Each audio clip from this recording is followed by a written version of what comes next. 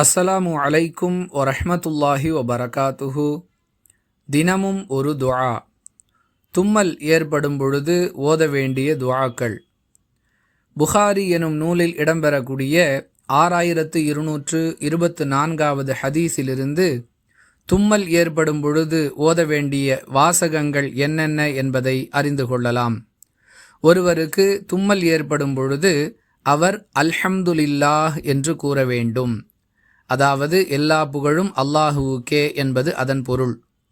இவ்வாறு தும்மியவர் கூறுவதை யார் கேட்கிறாரோ அவர் யர்ஹமக்கல்லாஹ், அல்லாஹ் உங்களுக்கு அருள் புரிவானாக என்று கூற வேண்டும். இதை செவியுறக்கூடிய தும்மல் ஏற்பட்ட அந்த நபர் யஹ்தீகுமுல்லாஹு வயுஸ்லிஹ் பாலக்கும். மீண்டும் ஒருமுறை சொல்லுகிறேன், யஹ்தீகுமுல்லாஹு வயுஸ்லிஹ் பாலக்கும். அல்லாஹ் உங்களுக்கு நேர்வழி காட்டுவானாக, உங்கள் செயல்களை சீராக்குவானாக என்பது இதன் பொருள். மீண்டும் ஒருமுறை சொல்லுகிறேன், யாருக்கு தும்மல் ஏற்படுகிறதோ அவர் அல்ஹம்துலில்லாஹ் என்று கூற வேண்டும். அதை கேட்கக்கூடிய அருகில் உள்ள நபர் யர்ஹமுக்கல்லாஹ் என்று கூற வேண்டும். இதை கேட்கக்கூடிய தும்மல் ஏற்பட்ட அந்த மனிதர் யஹ்தீகுமுல்லாஹு வயுஸ்லிஹ் பாலக்கும் என்று கூற வேண்டும்.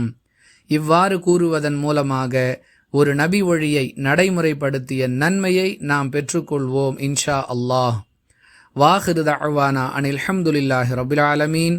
அஸ்ஸலாமு அலைக்கும் வரஹ்மத்துல்லாஹி வபரகாத்துஹு.